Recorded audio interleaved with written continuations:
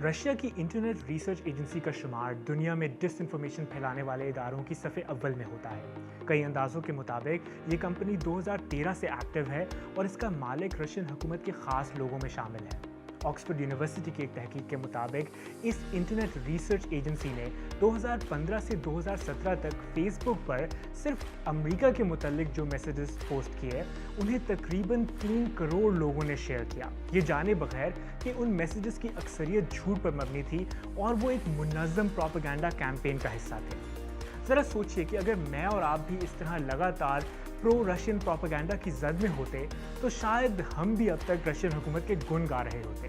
रा रा Rasputin रशिया's greatest, गलत गाना गा दिया। Mother Russia.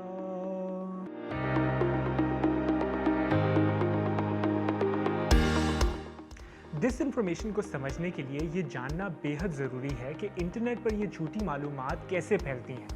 इस सिलसिले में 3 सवाल बहुत अहम हैं। डिस इन्फॉर्मेशन कौन फैला रहा है?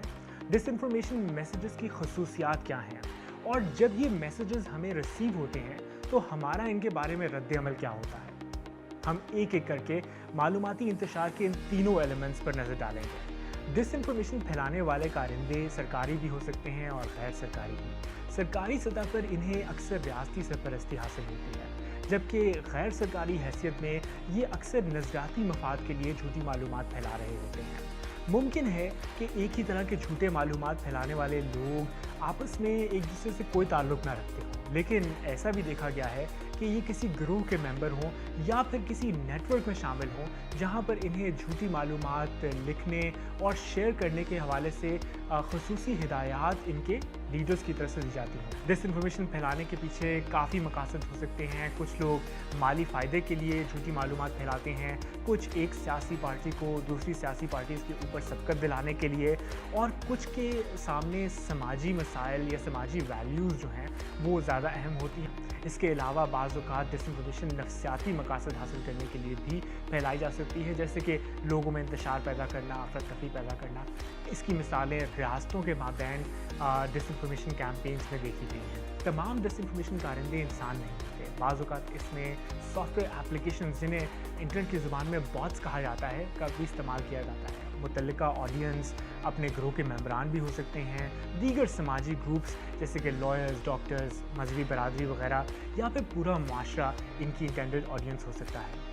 ये भी पूछना ज़रूरी है कि ये डिस इन्फॉर्मेशन मैसेजेस किसी को नुकसान पहुंचाने या किसी को धोखा देने के लिए फैलाए जा रहे हैं या नहीं। नीयत का अंदाज़ा करना मुश्किल है, लेकिन डिस इन्फॉर्मेशन फैलाने वाले यूज़र्स के सोशल मीडिया अकाउंट्स का तज्ज़िया करके इस बारे में अंदाज़ा लगाया जा सकता है।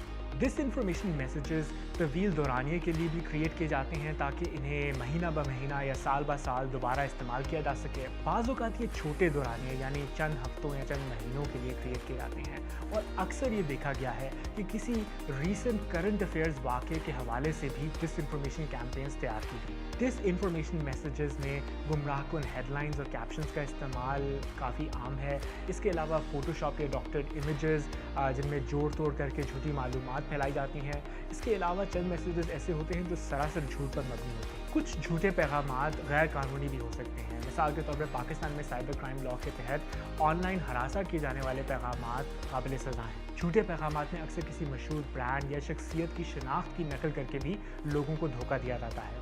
फाइनली इन झूठी मालूमात का टारगेट कोई फ़र्द भी हो सकता है, कोई इदारा भी, और कोई समाजी गिरोह भी।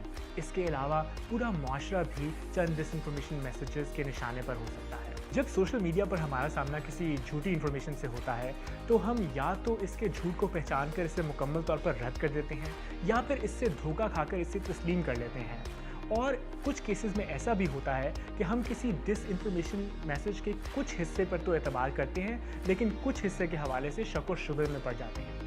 इस रद्द अमल की बुनियाद पर हम या तो इन मैसेजेस को नज़रअंदाज करके आगे बढ़ जाते हैं, या फिर इनकी हिमायत में इन्हें इंटरनेट पर मज़ीद फैलाते हैं, या फिर इनकी मुखालफत में और दीगर लोगों को इनसे ख़बरदार करने के लिए इन्हें सोशल मीडिया पर शेयर करते हैं। उम्मीद है कि डिस इन्फॉर्मेशन के फैलाव के हवाले से हमने आज जिन 3 एलिमेंट्स पर बात की उनसे आपकी मालूमात में इजाफा हुआ होगा। हमें अपने फीडबैक से आगाह करने के लिए आप हमें हमारे ट्विटर अकाउंट सच्ची खबर @खबर सच्ची पर फॉलो कर सकते हैं।